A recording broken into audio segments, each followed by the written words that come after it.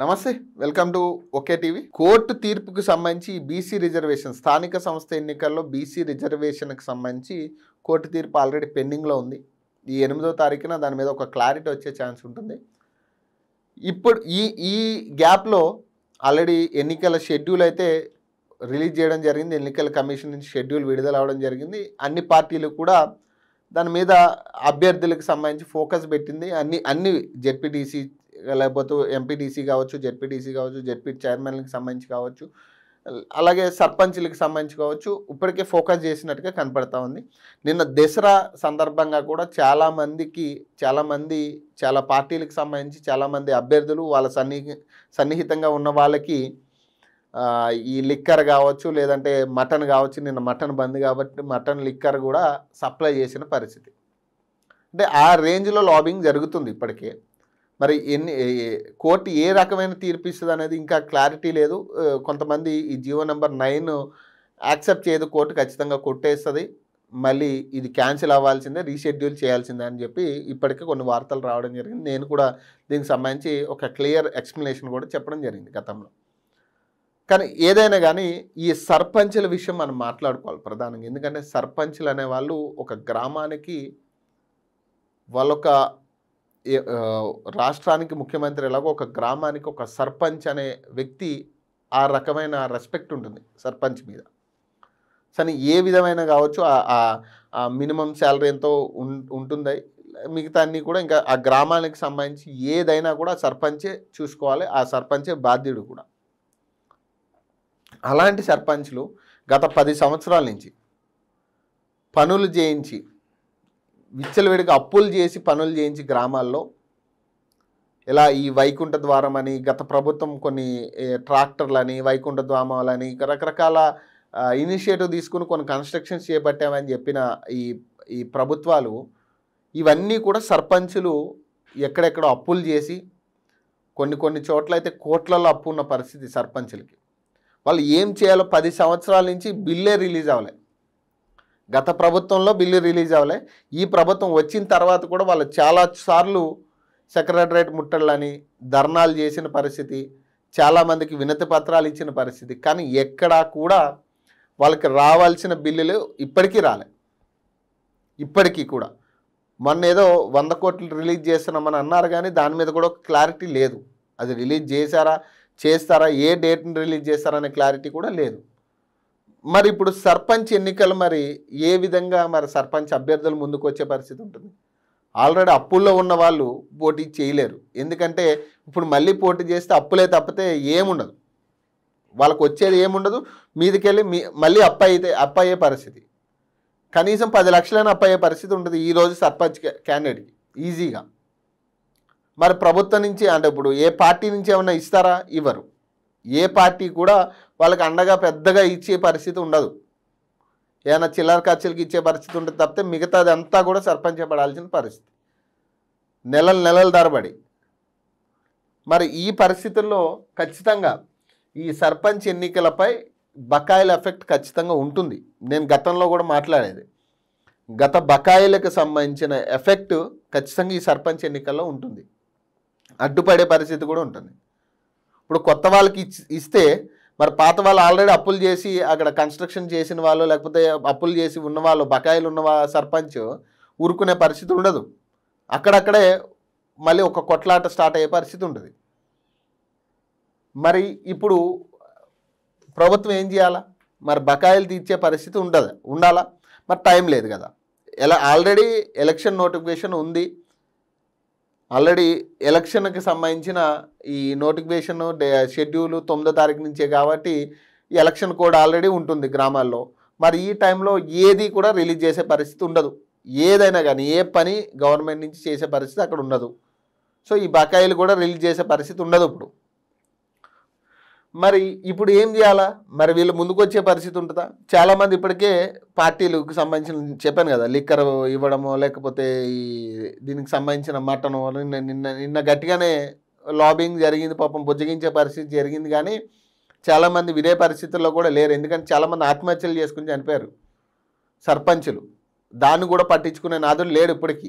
ఏ మంత్రి కానీ ముఖ్యమంత్రి కానీ పట్టించుకునే పరిస్థితి లేదు చనిపోయిన సర్పంచులకు సంబంధించి. ఎందుకంటే గత ప్రభుత్వం వెళ్ళే ప్రతిపక్షం వెళ్ళే పరిస్థితి ఉండదు. ఎందుకంటే ప్రతిపక్ష హయాంలోనే జరిగిన బకాయిలు కాబట్టి ఇవన్నీ కూడా ప్రతిపక్షం ఇవ్వకపోవడం వల్లే ఈ ప్రభుత్వం మీద ఒత్తిడి పడింది కాబట్టి ప్రతిపక్షం వెళ్ళి వాళ్ళకి అండగా ఉండే పరిస్థితి ఉండదు. ఈ ప్రభుత్వం నిలబడే పరిస్థితి ఉండదు వాళ్ళ పట్ల. సో మరి వాళ్ళ పరిస్థితి ఎట్లా అయిపోయిందంటే మధ్యలో ఏదో కుడితిలో పడ్డ ఎలుకలాగా వాళ్ళు గిలగిల కొట్టుకునే పరిస్థితి ఉండదు. ఇప్పుడు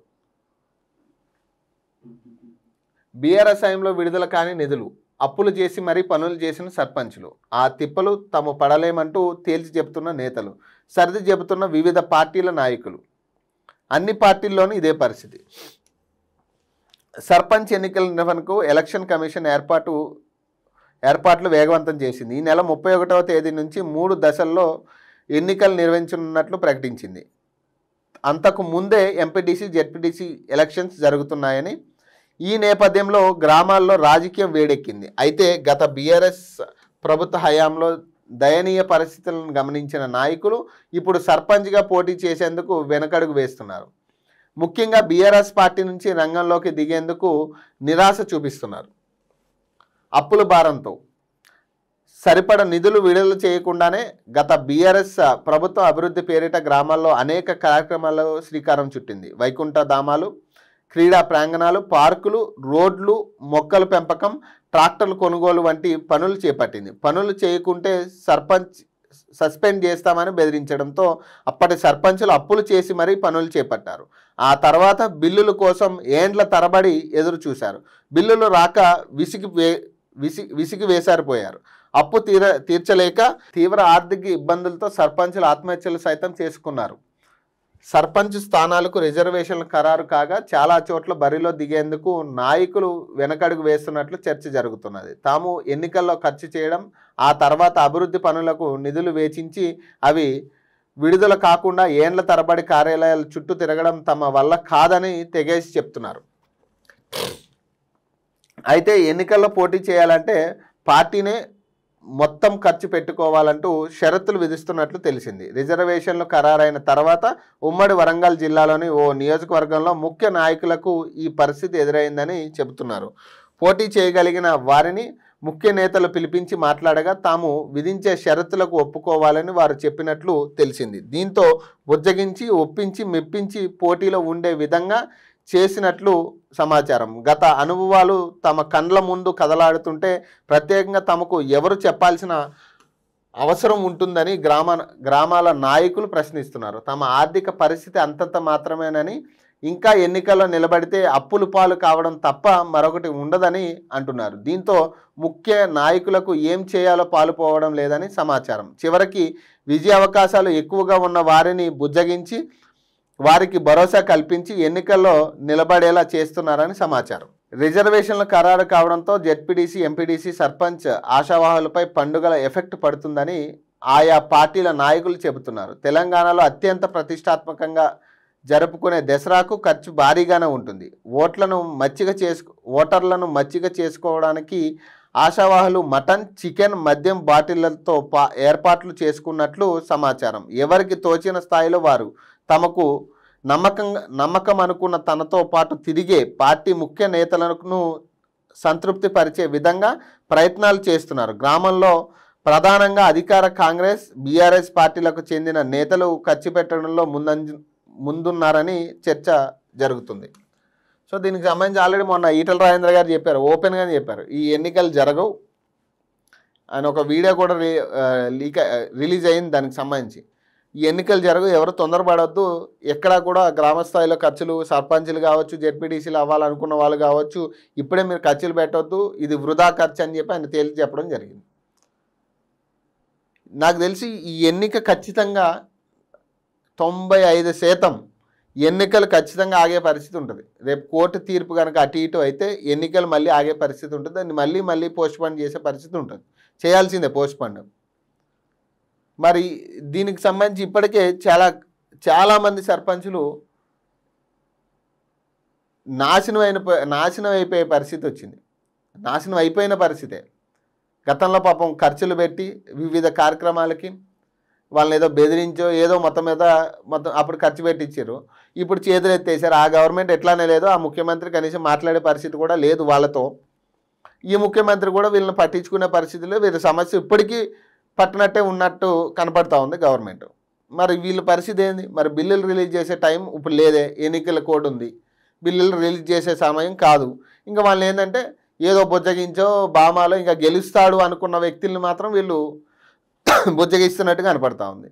ఇక వాళ్ళ అవసరం లేదు, పార్టీలో వాడు ఉన్నా లేదా లేకపోయినా ఒకటే అనుకున్న వాళ్ళని వదిలేస్తారు. ఇక మళ్ళీ వాళ్ళ అప్పు వాళ్ళకి ఇవ్వాల్సిన బిల్లులకు సంబంధించి మాట్లాడే పరిస్థితి లేదు. ఇట్లాంటి పరిస్థితులు వస్తే ఖచ్చితంగా ఎవరైతే పాపం ఇప్పటికీ అప్పులు అయిపోయే వాటికి వడ్డీలు కట్టే పరిస్థితి ఉన్న ఎక్స్ సర్పంచ్లు ఎవరైతే ఉన్నారో సర్పంచ్లు వాళ్ళు ఖచ్చితంగా అడ్డుకునే పరిస్థితి ఉంటుంది. ఇట్లాంటివి ఖచ్చితంగా దీనికి సంబంధించి మరి ప్రభుత్వం ఎందుకు ఆలోచించట్లేదో అర్థం కావట్లేదు. ఎందుకంటే గత ప్రభుత్వం నుంచి అంటే ఎంత బకాయిలు ఉంటాయి, ఎంతమంది చనిపోయారు పాపం. ఈ మధ్యకాలంలో చాలామంది ఆత్మహత్యలు చేసుకున్న వాళ్ళు ఉన్నారు సర్పంచులు. వాటి కుటుంబాల పరిస్థితి ఏంటి? ఏదో పార్టీ మీద ఉన్న అభిమానంతో వాళ్ళు నిలబడతారు. పార్టీ మీద ఉన్న అభిమానం, ఆ ఊరు మీద ఉన్న అభిమానంతో వాళ్ళు నిలబడతారు. ఇక వాళ్ళు చేసుకున్న పనులకి సంబంధించి కనీసం మీరు ఆ బిల్లులు కూడా రిలీజ్ చేయకపోతే వాళ్ళకి ఇంకా అంతే ఆత్మహత్యలే ఇది అన్నట్టుగా, ఇంకా అదే పరిస్థితులు, ఇంకా ఆత్మహత్యలు, ఇంకా దానికి మించిన ఇంకా సొల్యూషన్ లేదన్నట్టుగా వాళ్ళు భావిస్తారు. కనీసం ఇప్పటికైనా వాళ్ళని కూర్చోబెట్టి మాట్లాడి వాళ్ళ సమస్యలు తెలుసుకోండి. ఇప్పటికైనా కూడా వీళ్ళు వద్దు, వీళ్ళు కాదు. ఇక లోకల్ బాడీ ఎన్నికల్లో ఖచ్చితంగా వాళ్ళ ప్రమేయం ఖచ్చితంగా ఉండాలి కూడా. అందులో ఎవరైనా వేరే అభ్యర్థిని మీరు నిలబెట్టినా కూడా వీళ్ళ సపోర్ట్ లేకుండా వేరే అభ్యర్థి గెలిచే పరిస్థితి కూడా ఉండదు. మరి దీని మీద మరి మాట్లాడుతూ గవర్నమెంట్ ఎట్లాంటి చర్యలు తీసుకుంటుంది? ఎందుకంటే ఆల్రెడీ వార్త వచ్చింది, చాలా నెలల నుంచి వార్త వస్తూనే ఉంది. ఈ బకాయిల మీద పాపం వాళ్ళు ఏదో ఒక చోట అడుగుతూనే ఉన్నారు వాళ్ళు బకాయిలకు సంబంధించి. చూద్దాం. ఏదైనా కానీ ఈ లోకల్ బాడీ ఎన్నికలు అయితే నాకు తెలిసి ఈ కోర్టు తీర్పును ఆధారంగా చేసుకునే ఈ ఎన్నికలు ఉంటాయి అన్నట్టుగా కనపడతా ఉంది. మరి జీవో నెంబర్ 9 యాక్సెప్ట్ చేస్తుందా కోర్టు లేదా అనే దాని మీద ఇక్కడ సర్వత్రా ఉత్కంఠ అయితే కనపడతా ఉంది. సో మరిన్ని అప్డేట్స్ కోసం చూస్తూనే ఉండండి ఓకే టీవీ.